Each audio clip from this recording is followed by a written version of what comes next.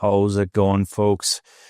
Today we are running another ParaTruth Radio archive that was entitled 12 Weird Facts About Christmas. We loved this episode so much that we wanted to share it with our new listeners, being ParaTruth Reborn, so we hope you enjoy. And tonight we've got another great episode for you guys.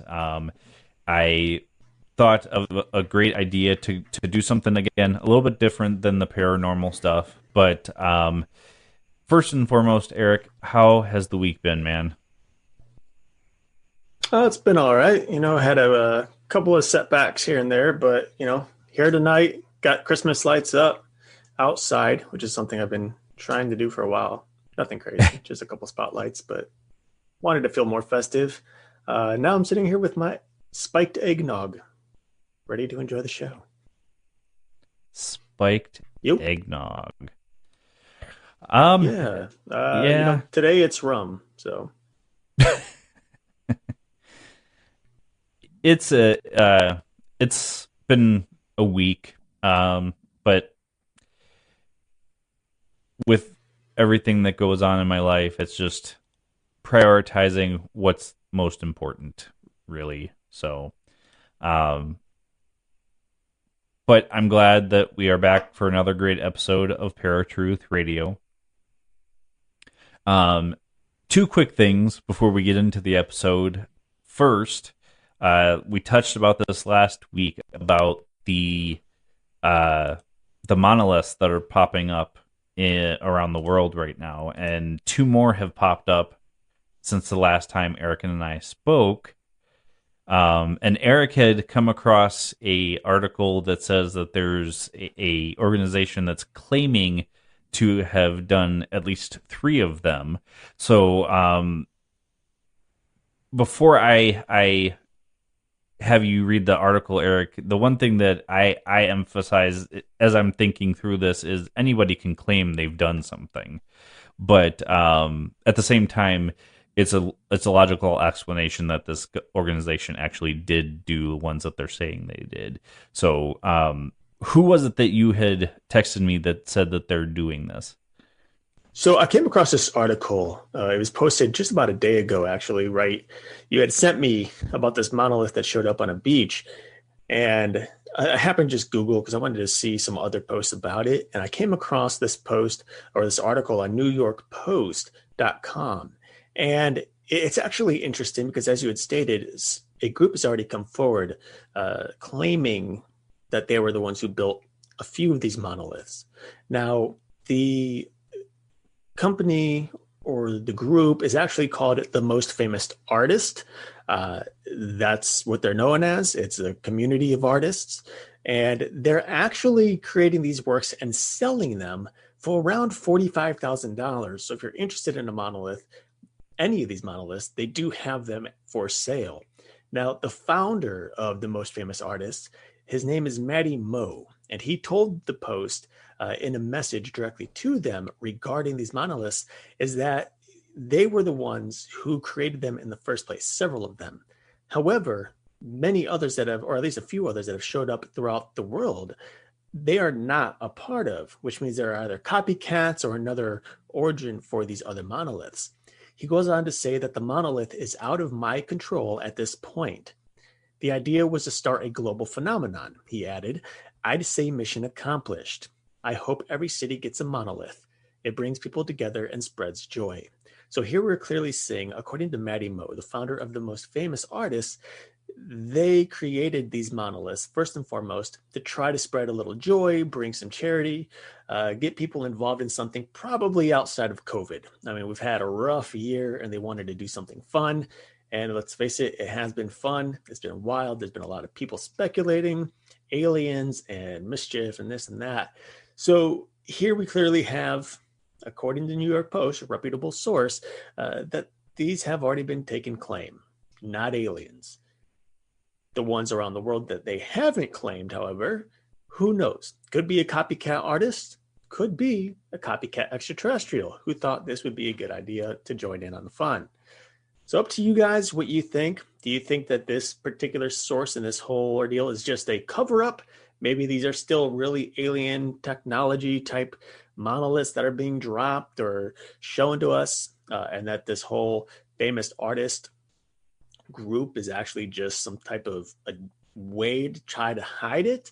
Or do you think this is probably legit? This is just an art piece that has found its way around the world and people are finding a lot of joy in it?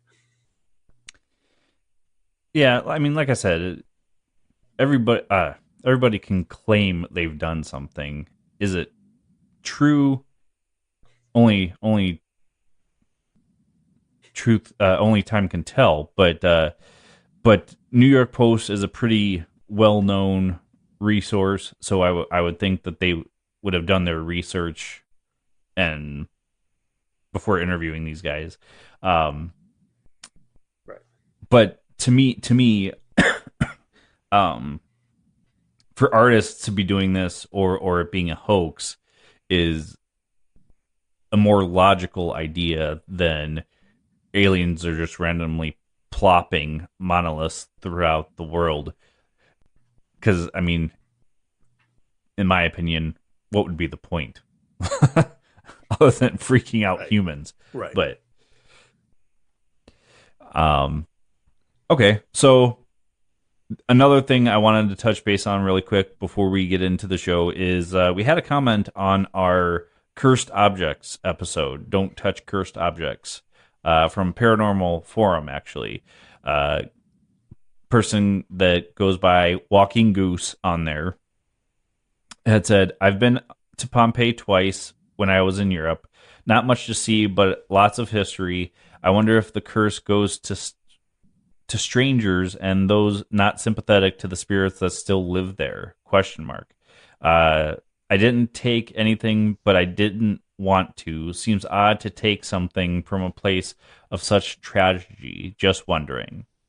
And then they had messaged me separately and said, Hi, Justin. I forgot to also add, I am part Italian and my family came from the Bay of Naples. Probably some of my ancestors may have died there, but I didn't want any souvenirs anyways, meaning Pompeii. Italians are superstitious as a whole, so taking something from the dead is looked at with disdain, just saying. I'll listen for your program because I had told them we'll touch base on this. And I had commented and said, I am part Sicilian and I completely get it. Same superstitions. And I mean, maybe it's the way I grew up. Maybe it is. We are Sicilian. We come from the old country, and it's super disrespectful to take something from the dead, in my opinion. So, but what are your thoughts on that? About it being strangers that it's affecting? Which I mean, obviously strangers because it's tourists who come and then take these pieces of whatever with them. Right. Well, I think we have to, of course, still consider what the origin of the curse is. Is it spiritual? Is it something that's manifested on its own? We don't really know what a curse truly is. We have a definition of it, but it's still not clear as to where it's projected from, whether it's thought-based or maybe it's fully alone in its manifestation. But I think it's fair to say that maybe it could be the fact that they're not only strangers, but people with poor intent, maybe. These are people who are taking it for their own personal gain. Not that they're selling it or anything like that, but it's just a souvenir. And maybe it would be a little different if somebody was coming in and collecting these artifacts as a way to show the world more about this heritage and the people there at the time and what really happened. As we consider a lot of our investigations, and I think a lot of investigators could agree with us, is that spirits typically want to be known. They want to be heard. They don't. They're often lonely. And I think in the same subject matter, if you're taking a substance from Pompeii and you're making it known to the world, letting people know for educational purposes, like, hey, these are the people, this is the people that was here, this is how they lived, this is what happened as a tragedy. Maybe there wouldn't be so much a curse because we're representing Pompeii in a positive light. in some way. Whereas if you're simply stealing it and hiding it away, well, now you're taking not only the piece of history, but you're holding it to yourself. And that could be bringing in this negative or even curse-like atmosphere. So I think there's a good possibility that that could be the reason, or one of the two, as to why we end up with these quote unquote curses through Pompeii. Okay. Yeah, I mean, makes sense. Without knowing the origin of what it comes from, you can't really say this is what is causing it. So, right. All right. So, on to the actual true topic for today's episode. I came across this article, and I shared it with Erik only because it was like something we haven't really done before, and it seemed really interesting. But the first one was 12 fun Christmas facts, and then I came across one that said 30 interesting Christmas facts. So we're going to pick 12, like 12 days of Christmas that we absolutely thought were very, very interesting. And so I'll start it off with number 1. Or does it go 1 to 12 in the 12 days of Christmas? Right? Yeah, technically. Well, I couldn't remember if they go the story, or are we talking about the song? The song, yeah, the song. No, I mean, if that's the case, we'll have to do, if we're going to do this correctly, then we have to tell 1, and then 2, and then retell 1, and then tell 3, then retell 2 and 1. Okay, we're not going that far. Retell 3, 2, 1. If we're going to do it, that'll like just song. take forever. That's how it works for the song. Okay, all right, then we'll just do 1 through 12. And these are in no particular order, folks. This isn't like the best fact and the worst fact. So 1 through 12 are all equal. And I think that's what Justin's really asking here is, are we starting with the one that's kind of as number 12 and number 1 being the most crazy Christmas fact? We're not. He's always trying to throw me for a loop, guys. It's starting to get really annoying. All right, so the one that I found kind of really interesting because I didn't know it is Jingle Bells was actually written for Thanksgiving, not Christmas. The song was written in 1857 by James Lord Pierpont and published under the title One Horse Open Sleigh. It was supposed to be played in the composer's Sunday school class during Thanksgiving as a way to commemorate the famed Medford sleigh races. And Jingle Bells was also the first song to be broadcast from space, which was in the number 30 article that I saw. And that happened in 1965, that they broadcast Jingle Bells in space. So that happened one time. That's not happening every year. Right. Yeah, it was 9 days before Christmas in 1965. 2 astronauts aboard Gemini 6 sent an odd report to Mission Control that they saw an unidentified flying object about to enter Earth's atmosphere, traveling in the polar orbit from north to south. Maybe they were looking for Santa Claus, and they're like, well, let's send them Jingle Bells. Could have been. Maybe they thought it could have been Santa, and that's why they did it. Like maybe, hey, who knows? Yeah. All right, go on with number 2. All right. Well, number 2, this one's actually, so growing up, and even now, I think we've all, at least most of us, have abbreviated the word Christmas, right? Sometimes it's just a little, just don't want to spell it all out. So how do we shorten that or abbreviate it? Is by writing it as Xmas. Now, when I was growing up, there were some people who took offense to that, especially the older Christians who grew up in, really strict households. In fact, we know some people even today who will often be like, well, no, that's the wrong way to do it, and, so on and so forth. But the term Xmas actually dates back to the 1500s. Now, you would think that this was something a little newer, but when you really consider the history of the letter X and what it represents, you find that Xmas is actually just as accurate as saying Christmas. In fact, Christianity was once originally spelled as you would pronounce it, Zionity. It's Xianity. And this dates as far back as 1100 AD.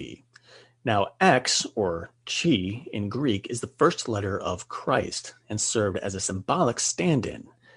In fact, what's also interesting about this is many people believe that the crucifixion might have actually been, Christ might have been crucified on two boards that were in the shape of an X as opposed to a typical cross. We don't really know.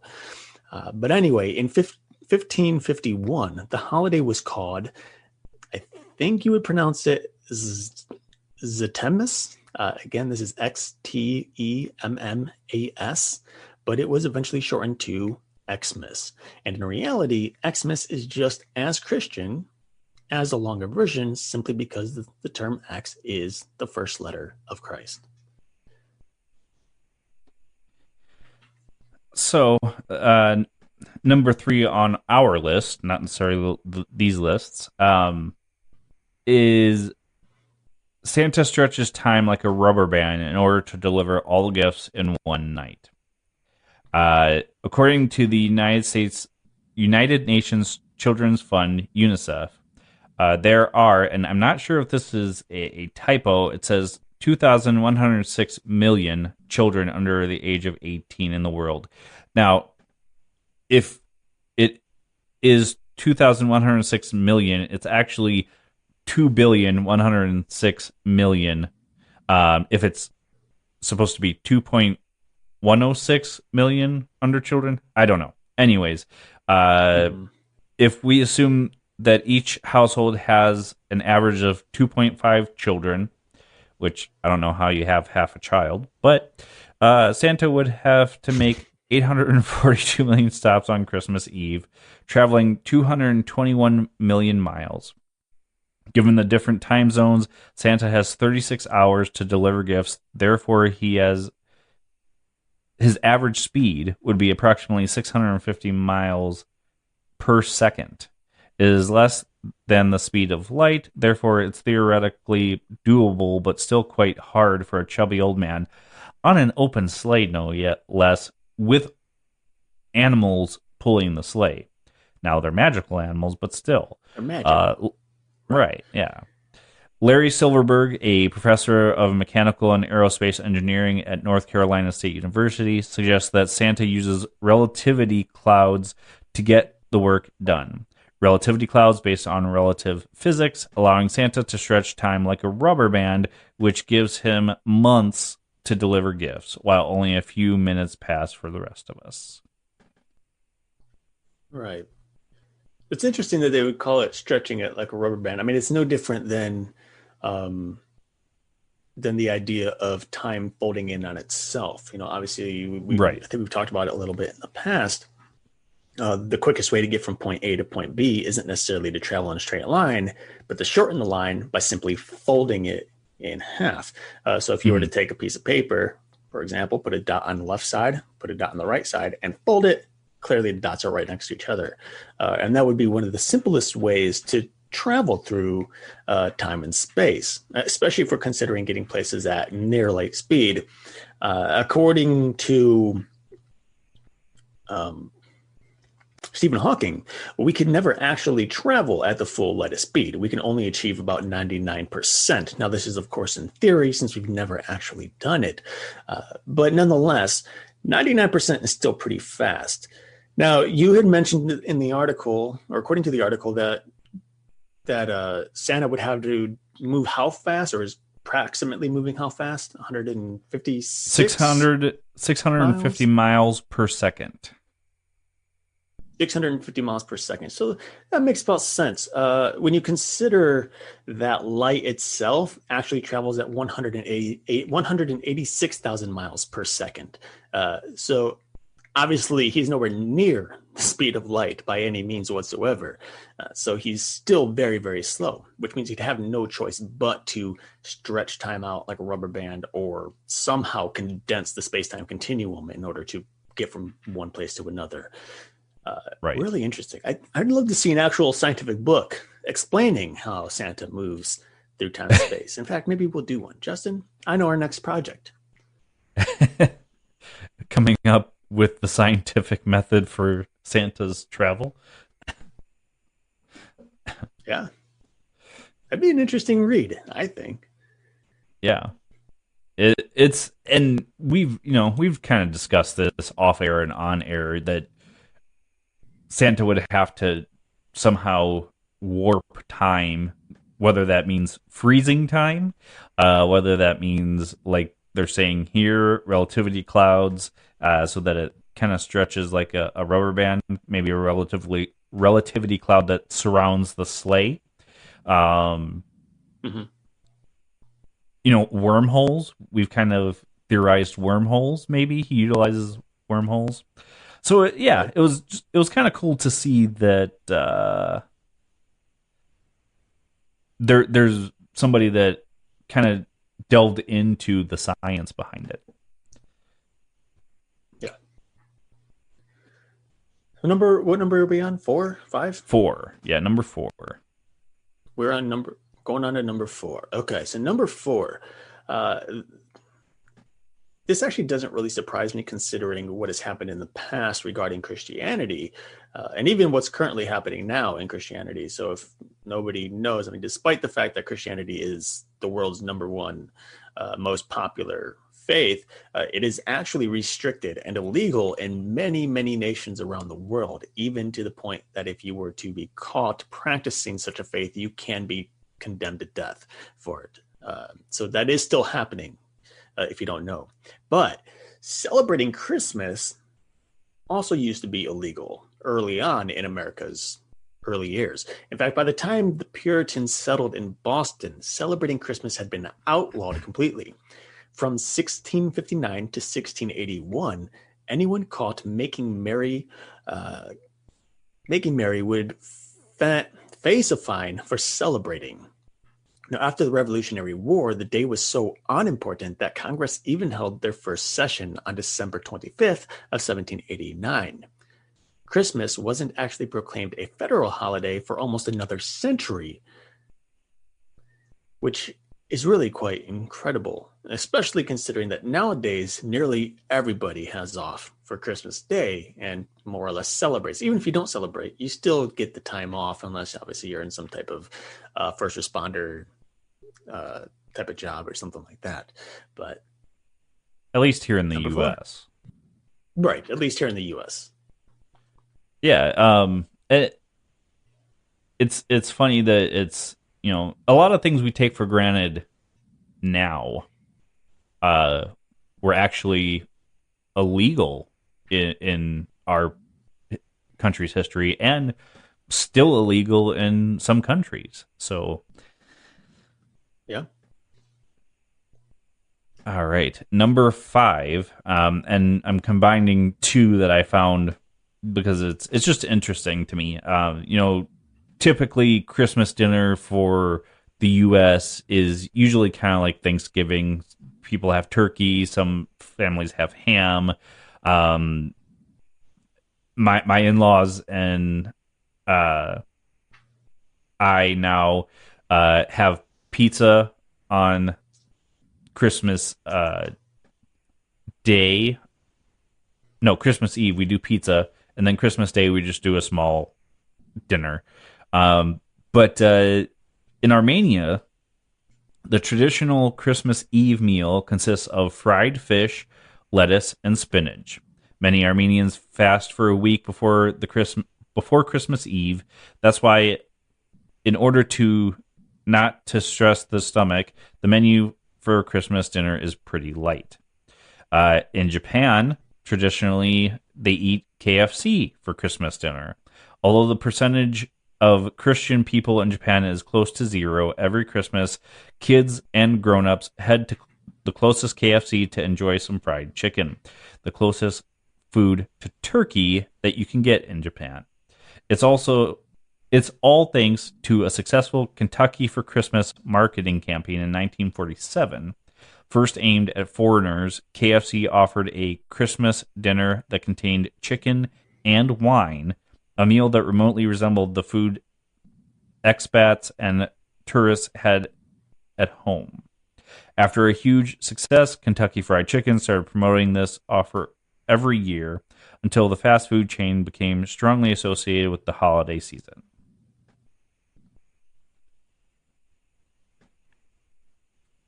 The Colonel and Christmas, man, go together. Like peanut butter and jelly? Yeah. Now we never get. I don't think we've ever had KFC on Christmas Eve, but I'm sure you recall, growing up, Grandpa always got us chicken, chicken breast, or it's usually from Teresa's, I think, or Giant Eagle, something like that. Whatever was the store back then. My mom picks it up now, actually, still for Christmas Eve when we have family over, and gets that chicken. It's been that way for, as far as I understand and can tell, it's been like 34 years. We've had chicken on Christmas Eve. All right, number 6, sir. So, all right, so number 6, halfway through. Oh my goodness. So Justin, a question for you. I know you hate when I ask questions sometimes, but especially when you don't know that the question's coming. Do you happen to know what a grog is? GROG. Yeah. Yes.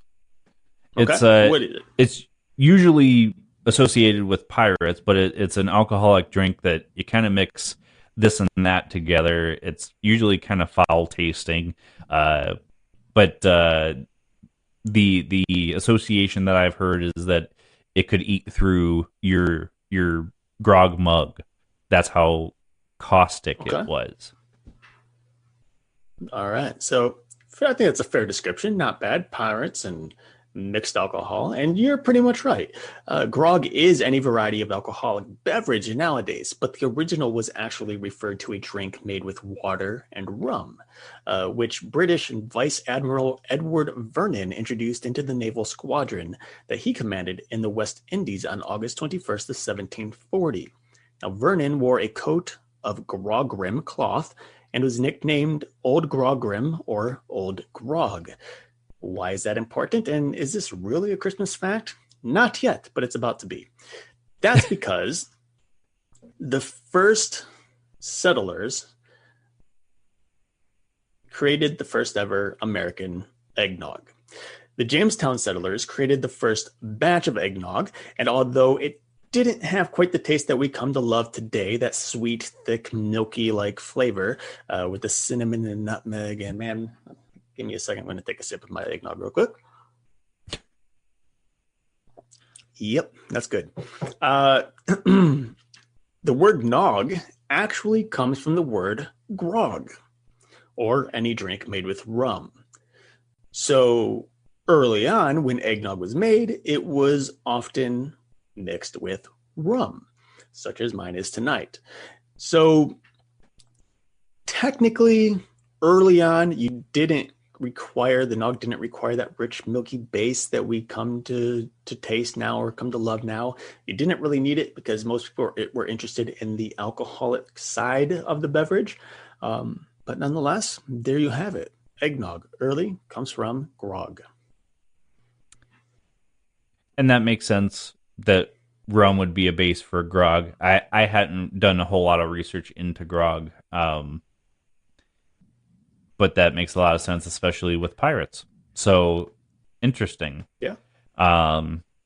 So number 7, in Germany, Poland, and the Ukraine, finding a spider or a spider's web on a Christmas tree is believed to be a harbinger of good luck. According to one legend, a spider wove a blanket for baby Jesus. According to another, a spider web on the Christmas tree turned silver and gold once the sunlight touched it. One way or another, decorating a Christmas tree with artificial spiders and spider webs will inevitably bring you luck and prosperity.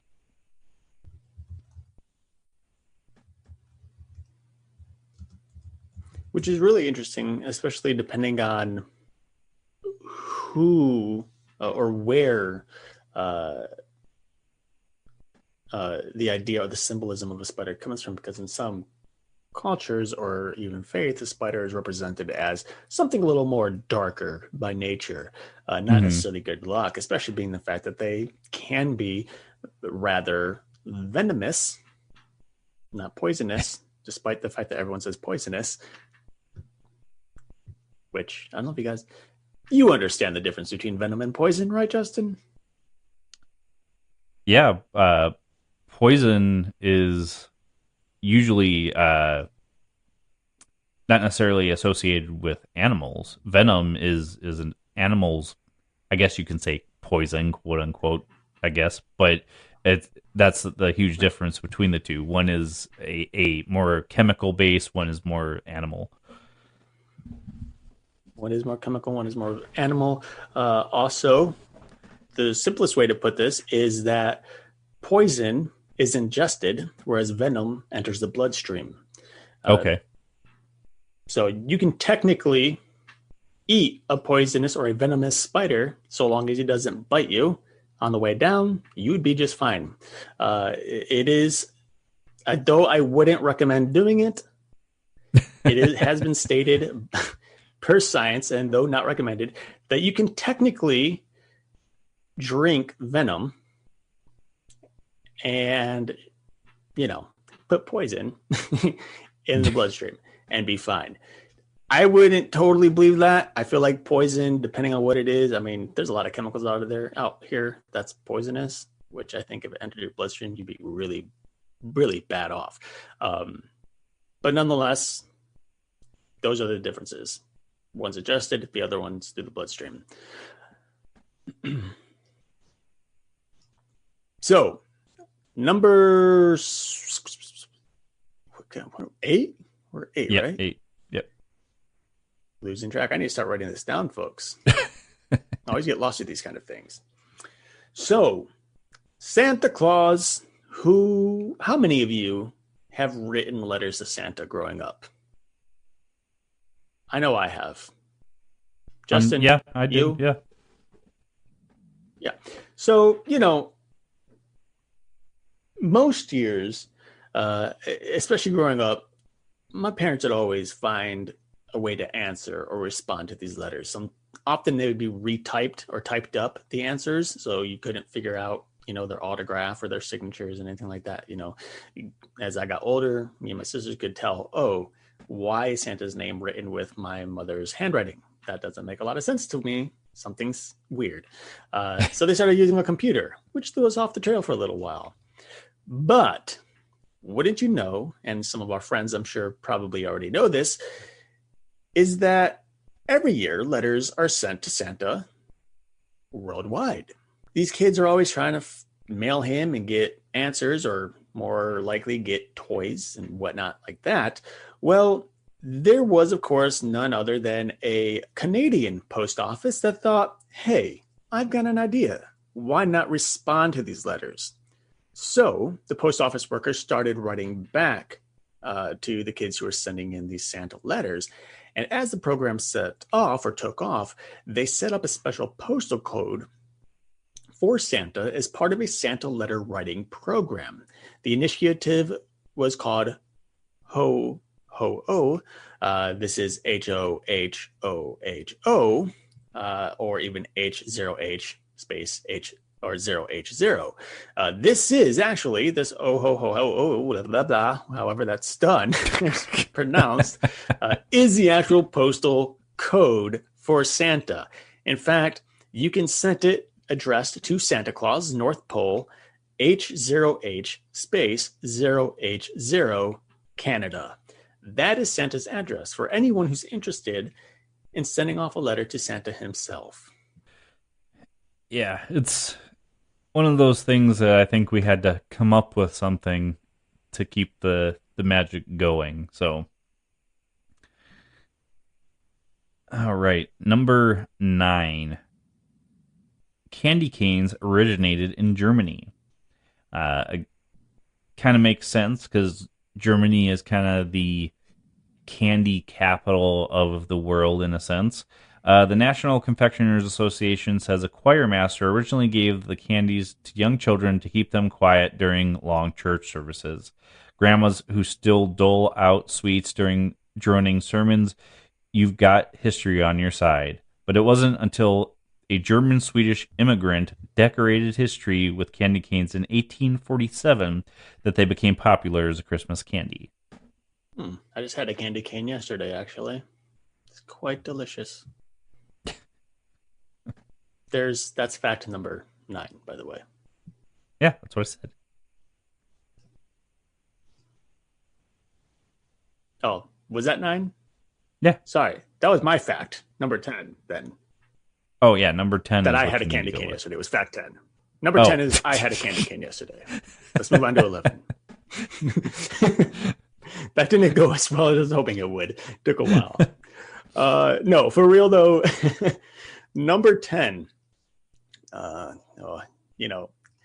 So this one, Christmas gets a little, well, let's just say it gets a little, where'd it go? Oh, this is something you don't share with your kids, okay? It gets a little adulterated, I suppose. It could be. But mistletoe is actually an aphrodisiac. In fact, the holiday floral is an ancient symbol of fertility and virility, and the Druids considered it an aphrodisiac. This is important to keep in mind so that the next time you walk under the mistletoe with your loved one, or dare we say one you don't even know, and someone says, hey, under a mistletoe, be very careful about what you're getting into, because if you know what aphrodisiac is, you could set yourself up for either a really good life or maybe a bad one. So be careful.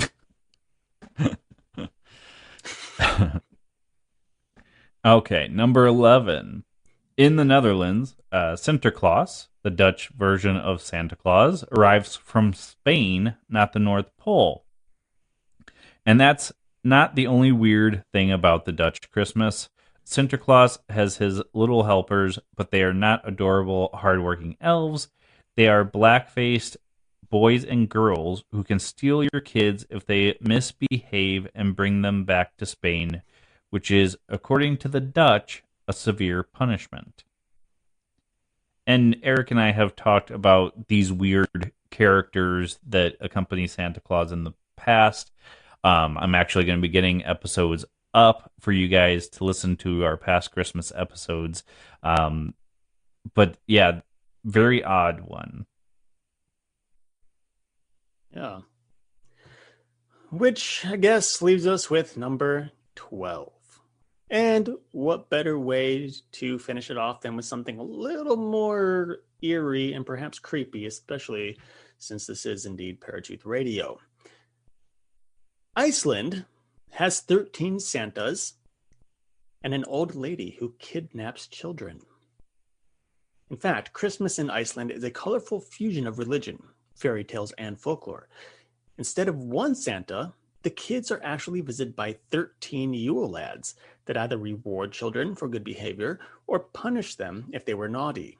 The holiday period begins 13 days before Christmas, and each day one of the 13 Yule lads comes to the houses and fills the shoes that kids leave under the Christmas tree, either with sweets and small gifts or rotting potatoes, depending on how that particular child has behaved on the preceding day.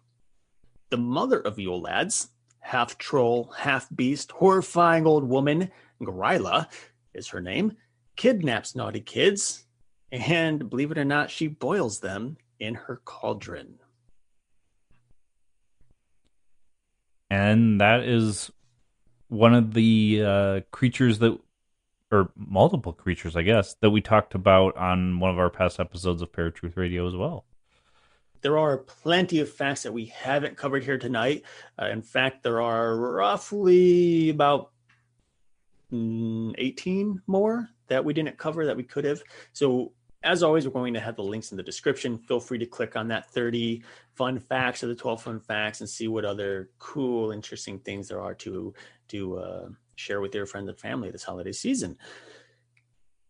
We are, of course, approaching the holidays very fast, or I should say Christmas, because we're already in the holidays. It's all around us. This is now the end of the first week approximately a little further, actually. It's almost 2 weeks into Christmas. We're only a couple weeks out. A lot is happening, obviously.